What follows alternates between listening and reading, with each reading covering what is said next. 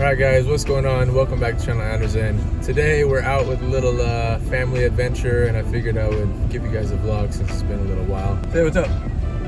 What's up? So, we're heading to IKEA, but we have a lot of things we're doing today and a lot of things I gotta update you guys on, so I'll catch you guys in a bit. And we're driving the M155 in case you guys are curious. More on that later. Alright guys, just pulled up to IKEA. It is packed as always. Never been here when it's not completely full and the parking lot is absolutely gigantic. If you're a Washingtonian, you know where we are. I'm sure IKEAs are like this everywhere though, but anyways, spend some family time. We're shopping for some new things. We'll eat some food and we'll catch up with you guys later. Lingonberry juice, the life hack of all life hacks. Is it good? Is it good? Life hack for you guys. Go to the downstairs menu. Get the veggie dog with the purple cabbage. Get some pizza. Get some lingonberry juice.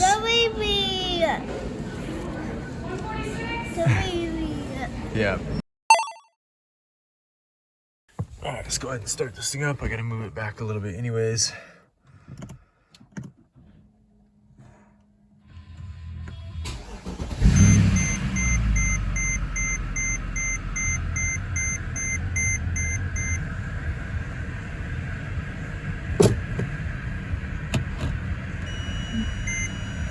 Yes, I know, the door's open. All right, that should be good right there. Okay, well, wasn't much of a noise. Let's take a look in the engine bay.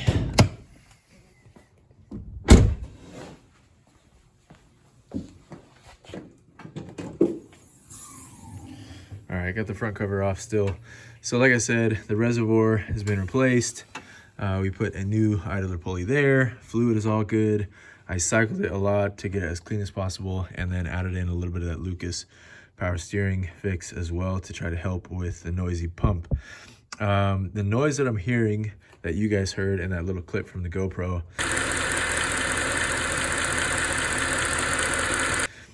it generally sounds like it's coming, like I said, from the cam gear, which is kind of weird, kind of odd, and it's a weird kind of high-pitched noise, and you don't really hear it when you're driving around. And from reading a little bit more, I mean, it's kind of a common noise people describe that happens with these things. So I want to get some fresh oil in it so I can kind of hear it afterwards and see if it's changed at all or if it persists.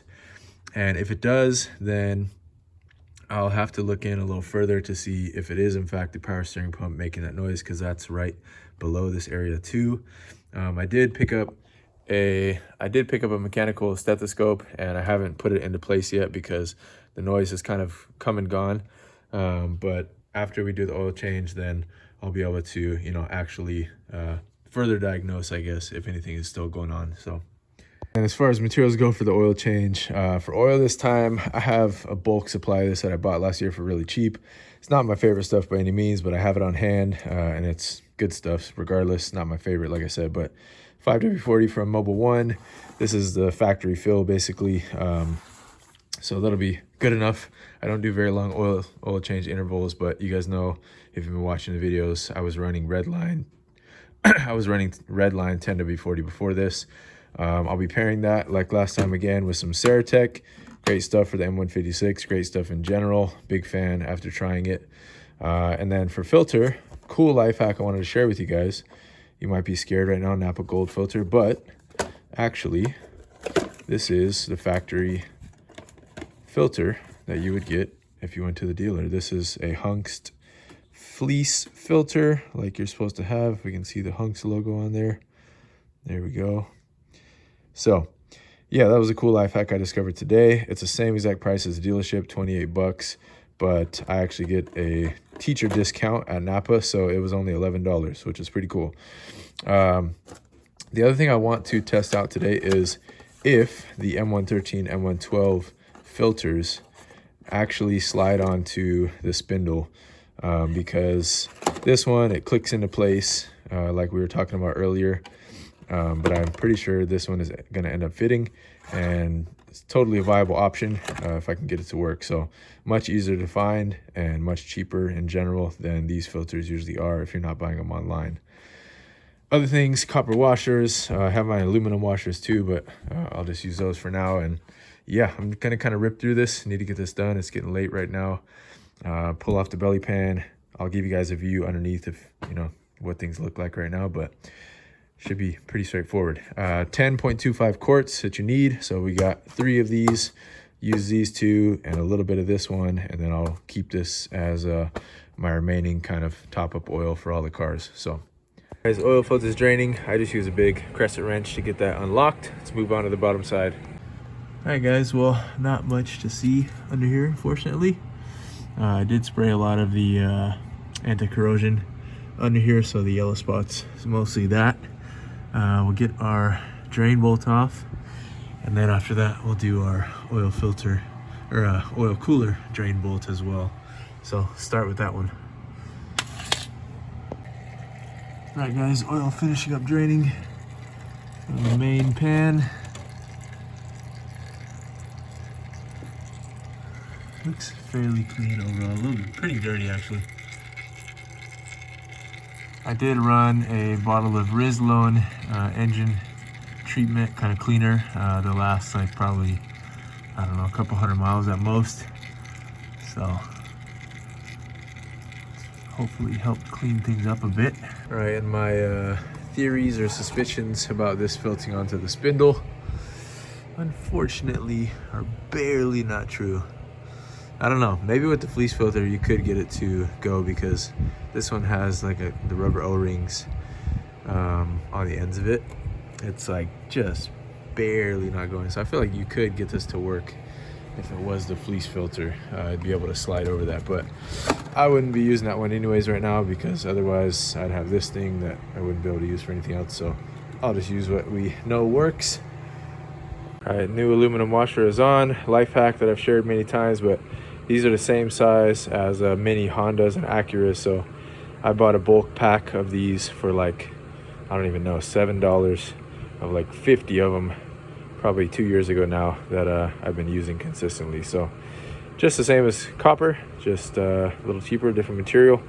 Works great though. All right guys, we are all buttoned up, or all buttoned up on the bottom. Go ahead and put the Ceratec in. For those that haven't seen this, literally looks like Thai tea. Very bizarre. It smells weird too. It smells like fish almost, which is strange, but I'm gonna put 1 bottle of this in, put 5 quarts in, put the other bottle in, and then do the last 1/4 of a quart. All right guys, she's all buttoned up. Let's go ahead and start her up.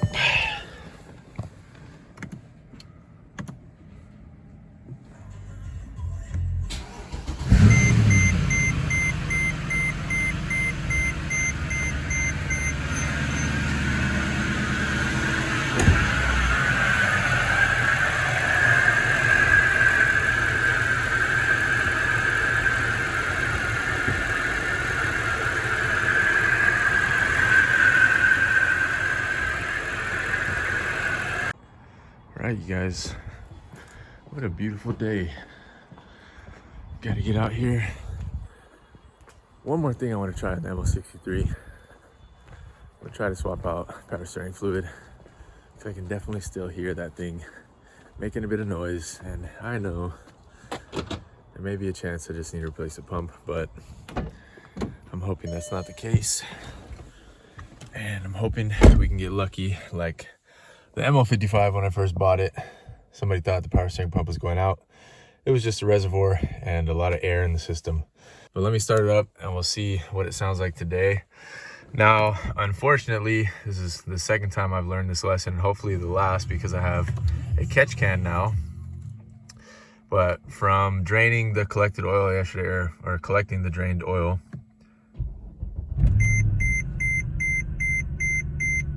so collecting the drained oil yesterday, unfortunately, it was probably about 2 or 3 quarts low, which is bad and not what I wanted to find. But that is probably due in part to the PCV system before I was putting the before I put the catch can in, and the other part just due to, you know, the mileage and it burning off some oil.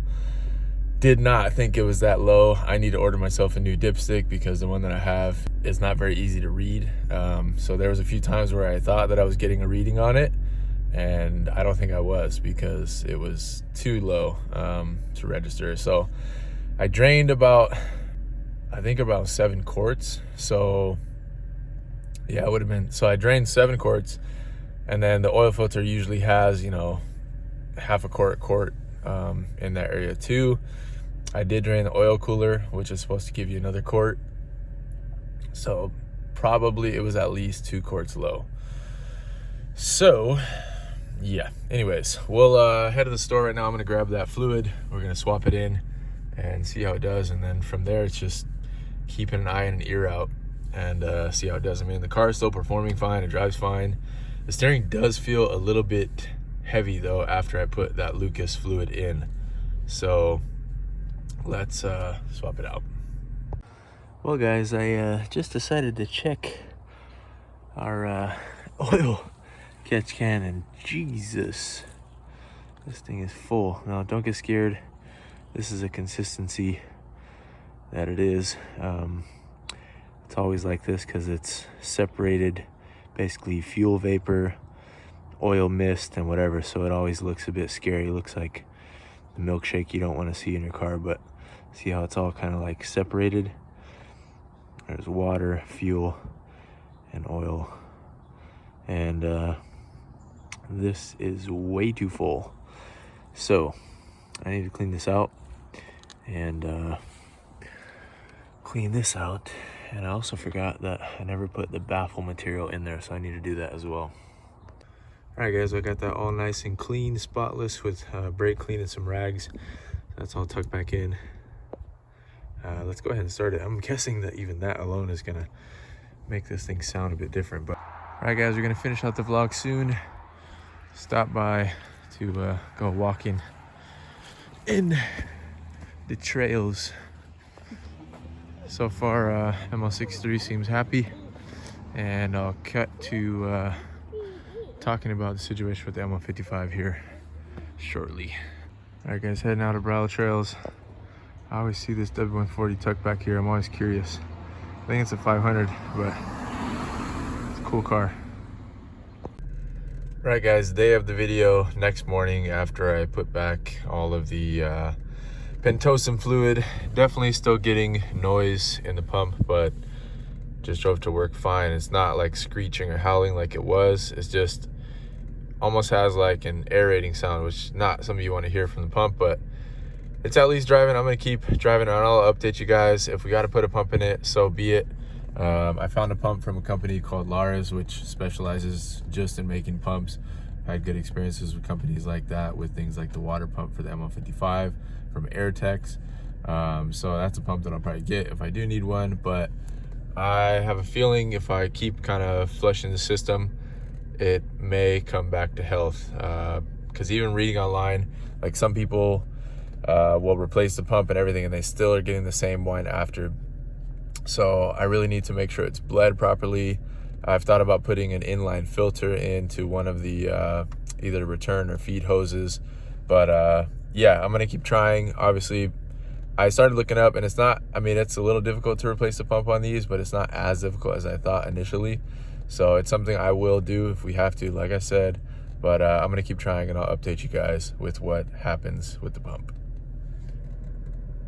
All right guys, wanted to close out the video with just an update of what's going on with the ML55. So for those who don't know, we had a bit of a scary situation that my wife was involved in, driving where somebody followed her, ended up hitting our vehicle. Thankfully she was able to get away and kind of made the right moves and kept her head about her to get to a safe spot and have the police on the line while doing so. But yeah, the ML55 suffered some damage, which compared to that situation, I don't care about obviously, but it is something that we own and had to figure out with the insurance. So the insurance ended up totaling the vehicle out. They paid us out for it basically. In Washington State, anything that gets salvage title, luckily you can retitle as a rebuilt title, even without kind of doing whatever work, which is made me a little bit curious about that, but it only needs a bumper and a piece of trim. So I'm basically just gonna keep my eyes out at the pick and pulls for a black W163 with the sport package so that it has the correct bumper, etc. So that's where it's at. We are planning, I mean, I don't know for sure, but we're planning to keep it for the foreseeable future. There may be a time down the line where we look at changing out to something else, but for now, it does what it does for us so well that I don't really feel like anything else out there could replace it for the same cost of, you know, if I sold it and then took that money and tried to get something else with it. I don't think I could get anything anywhere close to what that vehicle is and what it's capable of, and just like reliability and fun factor. And yeah, it's a great overall rig for us. So we'll be keeping it for the time being at least, and looking down the road, I've considered all types of moves, like as far as with the cars, you know, because if we add another one, that's 5, and then where do we go from there? Like, do we let one go? Do we consolidate? You know, do I sell both SUVs and get one? So I don't know. I'm interested in your guys' thoughts on that. Like, if I did sell the ML63 and the ML55, what would you guys want to see in its place? My wife loves G-Wagons. I think they're pretty cool, but they're also quite a bit more money and don't really have like much more capability besides, or compared to the ML63 or ML55. So would it even be a good move? I don't know. What would you guys recommend? Should we just get a Toyota, just grab a Tundra or something, replace it with that? I don't know. But yeah, that said, I wanted to close out the video here, at least give you guys an update on that whole situation. I'm still trying to figure out the ML63's power steering situation. Like I said earlier this morning, if I got to put a pump in it, so be it. But I'm going to try to figure out what I can before doing that. We do have some very big changes coming up for the channel, and it's going to be kind of, you know, some downtime in between that. I've wanted to do a C55 video to update you guys on like the full suspension and how it feels, but we had the craziest weather last week. We had hail and snow and whatever, so I just wasn't able to drive it. But hopefully weather's nice today, tomorrow, or the next day I can take it on a drive, and that way Wednesday we can do a video updating on what the yellow speed coilovers feel like now that I got the full package put together. But anyways, that's it. I'll go ahead and wrap it up here. Hope you guys enjoyed. I will catch you guys soon for the Wednesday video. Thank you again for watching. Like, comment, subscribe if you enjoyed, and yeah, see you then. Peace.